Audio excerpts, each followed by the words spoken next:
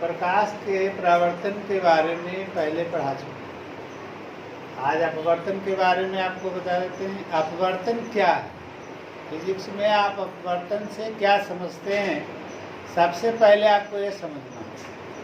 आप जानते होंगे प्रकाश के हिसाब से जितनी भी वस्तुएं, संसार की जितनी भी वस्तुएं हैं, सभी वस्तुओं को तीन भागों में बांटा है। पारदर्शी पदार्थ, अपारदर्शी पदार्थ और पारभासी पदार्थ। तो इसमें जो आप देखे होंगे कहीं कहीं ऐसा आपको महसूस हुआ होगा, जैसे आप कोई बोतल में पानी लिए होंगे, उस पर टॉर्च मार के देखे होंगे या छड़ी को डाले होंगे पानी में, तो आप लोगों ने देखा होगा कि छड़ी नीचे पानी के अंदर वाला मुड़ा हुआ दिखाई देता। ये ऐसा क्यों होता? सबसे पहले आपको ये समझना होगा कि ऐसा होता क्यों। तो अपवर्तन में जितने भी पारदर्शी माध्यम हैं, सभी पारदर्शी माध्यमों में प्रकाश की चाल एक समान नहीं है। किसी में प्रकाश की चाल अधिक है, किसी में प्रकाश की चाल कम है। तो जैसे आपको पढ़ा होगा, वायु में प्रकाश की चाल 3 लाख किलोमीटर पर सेकेंड है, पानी में 2,25,000 है किलोमीटर पर सेकेंड है। फिर आपको और विभिन्न जितनी भी चीज़ें हैं, सभी चीज़ों में सबका अलग अलग जो है, जैसे कांच का 2 लाख है, कांच में 2 लाख किलोमीटर पर सेकेंड है। तो विभिन्न वस्तुएं, जो भी पारदर्शी वस्तुएं हैं, सभी वस्तुओं में प्रकाश की चाल एक समान नहीं है। तो प्रकाश की चाल में अंतर के कारण प्रकाश की दिशा में परिवर्तन होता है। जैसे आओ, उसका निश्चित नियम क्या है, उसको भी ध्यान में रखना होगा आपको। जैसे ये कोई कांच का ये प्लेट है, ठीक है, ये कांच की प्लेट में अगर कोई प्रकाश की किरण से आ रही है, आप ये बता सकते हैं ये जो प्रकाश की किरण आ रही है वो हवा में आ रही है। किसमें आ रही है? हवा में। हवा में प्रकाश की चाल कितना बताया? 3 लाख किलोमीटर पर सेकेंड। ये क्या चीज है? कांच। कांच में हवा में कितना बताया अभी? 3 लाख किलोमीटर पर सेकेंड। कांच में, ये कांच है आपका, ये कांच है, ये कांच की वस्तु है, प्लेट है। तो कांच में कितना बताया अभी आपको? 2 लाख किलोमीटर पर सेकेंड। अब यहाँ जब प्रकाश हवा से कांच में प्रवेश करेगा, तो आप समझ सकते हैं कि हवा में जब 3 लाख किलोमीटर पर सेकेंड है, और जब कांच में प्रवेश करेगा तो 2 लाख किलोमीटर हो जाएगा। मतलब कि इसकी चाल में 1 लाख किलोमीटर पर सेकेंड की कमी आएगी। तो ऐसी परिस्थिति में ये जो है अभिलंब की, अभिलंब बताया था आपको, किसी भी सतह, ये समतल सतह है, इस समतल सतह पर जो लंब खींचा जाता है, लंबिक रेखा, वो अभिलंब कहलाता है। तो इस अधिक चाल से जब कम चाल में प्रकाश जाता है, तो वह अभिलंब की ओर इस तरह से मुड़ जाता है। मतलब क्या समझा इसका मतलब? अगर ये कांच नहीं होता तो ये प्रकाश की किरण इस तरह से सीधा से चलते चला जाता। लेकिन कांच रहने की वजह से इसकी गति क्या हो गई, चाल क्या हो गया, प्रकाश की चाल क्या हो गया, घट गया। और जब प्रकाश की चाल घट गया तो किधर मुड़ा? वो अभिलंब की ओर मुड़ गया। लेकिन जैसे ही प्रकाश की चाल बढ़ेगी, जैसे ये कांच में आ रहा है, और कांच से जब ये फिर पुनः हवा में आएगा, तो क्या होगा? कांच से जब हवा में जाएगा तो क्या प्रकाश की चाल बढ़ेगी या घटेगी? प्रकाश की चाल बढ़ेगी।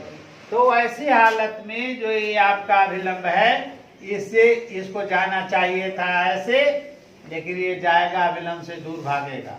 मतलब आप 2 नियमों का ये पालन करते हैं, याद रखेंगे आप। जब कोई प्रकाश की किरण सघन माध्यम से, सघन माध्यम किसको कहा और विरल माध्यम किसको कहा? तो जिसमें प्रकाश की चाल अधिक होती है वो विरल माध्यम कहलाता है। और उसकी अपेक्षा में जिस माध्यम में प्रकाश गतिशील है उस माध्यम में अगर प्रकाश की चाल अगर कम जाती है तो इसका मतलब है कि वो सघन माध्यम है।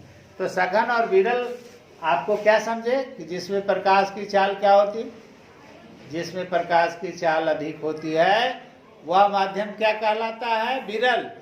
और जिसमें प्रकाश की चाल क्या होती है, कम जाती है, वह क्या कहलाता है, सघन। तो यहाँ हवा और कांच के बाद एग्जाम्पल हमने बता रहा था कि अगर कोई शीशा का प्लेट है, अगर प्रकाश की किरण अगर हवा से अगर कांच में प्रवेश करती है तो क्या होगा, वो अभिलंब की ओर मुड़ जाएगा। मतलब कि यह इसमें नियम क्या हो गया कि जब कोई प्रकाश की किरण विरल माध्यम से सघन माध्यम में जाती है तो वह अभिलंब की ओर मुड़ जाती है। दूसरा नियम क्या हुआ कि जब प्रकाश की किरण सघन माध्यम से विरल माध्यम में जाती है तो क्या होगा, वह अभिलंब से दूर भागेगा। और ये दोनों नियमों को याद रखेंगे हमेशा। क्या क्या बोला मैंने, पहला क्या बताया आपको, याद हुआ? पहला में मैंने क्या कहा कि जब कोई प्रकाश की किरण विरल माध्यम से सघन माध्यम में जाती है तो वह अभिलंब की ओर मुड़ जाती है। और जब कोई प्रकाश की किरण सघन माध्यम से विरल माध्यम में जाती है, जैसे कांच से हवा में जा रही है, तो कांच में प्रकाश की चाल कम है और हवा में प्रकाश की चाल अधिक है, तो कांच हो गया सघन और हवा हो गया क्या, विरल। तो कांच से जब हवा में जाएगा मतलब सघन से विरल में जब जाती है तो वह क्या हो जाती है, अभिलंब से दूर भाग जाती है। मतलब कहने का मतलब हो गया कि प्रकाश दोनों हालत में अपनी दिशा अपने पथ से विचलित होगा। किस किस स्थिति में, जब उसकी चाल बढ़ेगी तो भी उसका विचलन होगा, अगर चाल घटेगी तो भी अपने पथ से वह विचलित होगा। कहने का मतलब दोनों स्थिति में अपवर्तन। अपवर्तन का क्या अर्थ हुआ, अपवर्तन से आपने क्या समझा? तो अपवर्तन का ये अर्थ हुआ, अपवर्तन का मतलब ये हुआ कि प्रकाश की दिशा में परिवर्तन। नहीं बात समझा? प्रकाश की दिशा में परावर्तन को, प्रकाश की दिशा में परिवर्तन को क्या कहते हैं, अपवर्तन।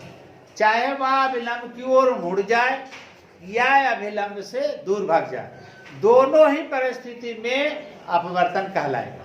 लेकिन मैंने एक नियम भी बताया, दो नियम भी बताया आपको, दोनों याद रखना होगा। क्या क्या बोला मैंने कि जब प्रकाश की कोई वस्तु पर जैसे कांच में जाती है तो कहने का मतलब जब कोई विरल माध्यम से प्रकाश की किरण जब विरल माध्यम से सघन माध्यम में जाती है तो वह क्या होती है, वह अभिलंब की ओर मुड़ जाती है। तो अभिलंब की ओर मुड़ जाती है, मतलब क्या, उसका दिशा में परिवर्तन हुआ या नहीं, उसका पथ परिवर्तन हुआ कि नहीं। जब सघन से विरल में जाती है तो क्या उसका पथ परिवर्तन हुआ या नहीं हुआ, तो दोनों ही हालत में अपवर्तन कहलाएगा।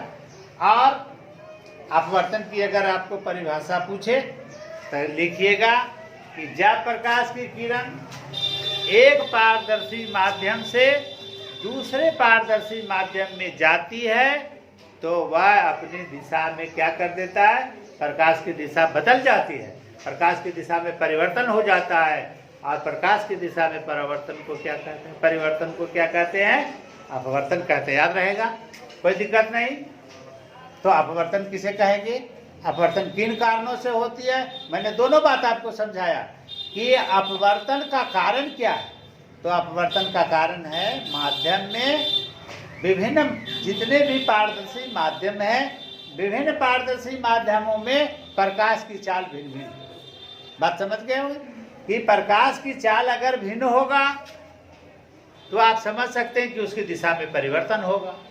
इसीलिए मैंने ये दो नियम भी आपको बताया, आपके अति में है कि दो परिस्थितियों में अपवर्तन होता है, चाहे प्रकाश का वेग बढ़ेगा तो अपवर्तन होगा, या प्रकाश का वेग घटेगा, चाल घटेगा तो भी अपवर्तन होगा। मतलब अपवर्तन, ये नियम याद रखेंगे कि जब विरल माध्यम से सघन माध्यम में जाती है तो वह प्रकाश के अभिलंब की ओर मुड़ जाती है, और जब सघन से विरल में जाती है तो अभिलंब से दूर भाग जाती है। मतलब दोनों परिस्थिति में प्रकाश की दिशा में परिवर्तन होता है, और प्रकाश की दिशा में परिवर्तन को क्या कहते हैं, अपवर्तन कहते हैं। और तब हम इसको डिफाइन कैसे करेंगे, अगर आपसे कोई पूछ दे कि अपवर्तन किसे कहते तो कैसे बताएंगे आप? लिखेंगे कि दो पारदर्शी माध्यमों में अगर प्रकाश की किरण एक माध्यम से, एक पारदर्शी माध्यम से दूसरे पारदर्शी माध्यम में जाती है तो वह क्या हो जाती है? अपनी दिशा से विचलित हो जाती है। और प्रकाश की दिशा में परिवर्तन क्या कहलाता है? अपवर्तन कहलाता है। क्लियर हो गया? अपवर्तन किसे कहते हैं? अब इसमें कोई डाउट नहीं। और इसके दो नियम भी हैं। प्रकाश की दिशा में परिवर्तन के दो नियम हैं कि एक पहला क्या बताया आपको कि जब प्रकाश की किरण एक विरल माध्यम से सघन में जाती है तो क्या हो जाती है? वह अभिलंब की ओर मुड़ जाती है। ये देखिए, अगर ये एकांच नहीं होता तो प्रकाश यहाँ से सीधे यहाँ से चला जाता, लेकिन ये एकांच रहने के कारण इसकी चाल में परिवर्तन हो गया, कम गया चाल। जब चाल कमती है तो वह अभिलंब की ओर क्या हो जाती है? मुड़ जाती है। अभिलंब की ओर मुड़ेगी, मतलब अगर ये एकांच नहीं होता तो इतना थीटा कोण होता, लेकिन जब ये कांच था, इसकी प्रकाश की दिशा चाल कम गई तो यह अभिलंब इतना मुड़ गया, इसका मतलब इतना थीटा का मान क्या हो गया? घट गया। तो अभिलंब की ओर मुड़ जाती है। लेकिन जैसे ही वह सघन से विरल में जाएगी तो सघन से विरल में जाने पर वह अभिलंब से क्या हो जाएगा? दूर भाग जाएगा। क्योंकि इसकी चाल क्या हो गई? बढ़ गई। तो चाल घटने के क्रम में क्या होता है? अभिलंब की ओर मुड़ता है। और चाल बढ़ने के क्रम में क्या होता है? अभिलंब से दूर भागता है। और दोनों परिस्थितियों में, मतलब कि अगर ये जो आपको एग्जाम्पल बोर्ड पर बनाए हुए हैं कांच वाला, इसमें कितने बार अपवर्तन हुआ प्रकाश का? दो बार अपवर्तन हुआ। एक पहली स्थिति में यहाँ हुआ प्रकाश की दिशा में परिवर्तन, और दूसरी स्थिति में यहाँ हुआ क्योंकि माध्यम चेंज कर रहे हैं। यहाँ इसकी गति कम है और ये हवा में उसकी गति अधिक है, तो दोनों परिस्थितियों में अपवर्तन होगा। चाहे वह सघन से विरल में जाता हो या विरल से सघन में जाता हो, दोनों ही परिस्थितियों में उसके चाल में परिवर्तन होगा। और चाल में जब परिवर्तन होगा तो उसकी दिशा में परिवर्तन होगा, और दिशा में परिवर्तन को ही अपवर्तन कहा जाता है। आप समझ गए हो अपवर्तन से क्या समझते? कोई प्रॉब्लम नहीं। अब इसमें आप विभिन्न नामों से इसको जाना जाता है, उसको भी थोड़ा याद कर लें तो ज़्यादा अच्छा रहेगा। मैं अगले टॉपिक्स में कल कुछ अपवर्तन के नियम भी पढ़ाएंगे। आज आपको ये बता दें कि एक माध्यम में प्रकाश हमेशा सीधी रेखा में गमन करती है, चाहे वह कांच हो, कोई भी पारदर्शी माध्यम हो, चाहे वह हवा हो, कांच हो, पानी हो। जब एक माध्यम में प्रकाश चलेगा, गतिशील हो, तो हमेशा उसका चाल एक समान हो। और जब उसका एक समान चाल होगा तो उसकी दिशा में कोई परिवर्तन नहीं होगा। इसलिए यहाँ से जो यहाँ तक आप देख रहे हैं, ये फिगर में, आप फिगर को देखेंगे ध्यान से, यहाँ से जो यहाँ तक मैंने आपको कहा, क्या ये हवा में गतिशील है? क्या है? ये हवा में है, हवा में गतिशील है, तो इसमें क्या दिशा में परिवर्तन हुआ? नहीं। यहाँ से यहाँ तक हवा है, तो यहाँ से यहाँ तक उसकी दिशा में कोई परिवर्तन हुआ? नहीं। एक सीधी रेखा में गमन करेगी। तो एक किरण कहलाएगी आपतित किरण। क्या कहलाएगी? आपतित किरण कहलाएगी। जिस बिंदु पर दूसरे माध्यम के जो सतह हैं, ये विरल है और ये सघन है, ये दो माध्यमों को अलग करने वाली जो ये सतह है, इस सतह पर आने पर जहाँ पर माने कहने का मतलब दोनों को अलग करने वाली जो सतह होगी, उस पर जहाँ पर ये पड़ेगा आपतित किरण, वो कहलाएगा कौन से? आपतन बिंदु। आपतन बिंदु क्या कहलाएगा? ये आपतन बिंदु। और इस बिंदु पर, ये सतह का एक बिंदु है, इस पर जो अभिलंब ऐसे खींचती है, यह क्या कहलाता है? अभिलंब। जो पहला चैप्टर परावर्तन में भी आपको पढ़ाया था, यह अभिलंब कहलाएगा। और दूसरे माध्यम में प्रवेश करने के बाद जब वो गति उसकी घट जाती है, सघन माध्यम है, कांच सघन माध्यम है हवा की अपेक्षा, जब इसमें जाएगा तो इसकी चाल क्या हो जाएगी? घट जाएगी, और वह अभिलंब की ओर मुड़ जाएगा। कौन घटना हो जाएगा? अपवर्तन का। इसलिए इस किरण का नाम पड़ गया कौन किरण? अपवर्तित किरण। याद रखेंगे, इस किरण का नाम अपवर्तित किरण। क्या कहा आपको? अपवर्तित किरण। ये जो आपतित किरण है आपका, ये आपतित किरण, ये अभिलंब है, ये दोनों के बीच में जो कोण होता है, इस कोण का नाम है आपतन कोण। कौन कोण? आपतन कोण। और ये अपवर्तित किरण है, ये अभिलंब के साथ जो कोण बनाएगा, इसका नाम है अपवर्तन कोण। क्या नाम है इसका? अपवर्तन कोण। तो ये विभिन्न नाम आपको अभी बता दिया मैंने। आपको आपतित किरण की परिभाषा बताया, आपतन बिंदु की परिभाषा बताया, अभिलंब की परिभाषा बताया, आपतन कोण की परिभाषा बताया, अपवर्तन कोण की परिभाषा बताया। तो इतना चीज अगर आपके पास भी नोटबुक होगा, उसको देख लेंगे आप। कल मैं आपको लिख के दे दूंगा, व्हाट्सएप पर दे दूंगा। कल आप इसको पूरा का पूरा आपका डिफिनीशन चला जाएगा। उसके बाद मैं अपवर्तन के नियम वगैरह कल बताऊंगा। आज आपको ये चैप्टर की शुरुआत कर दिया है, आप इसको देख लेंगे।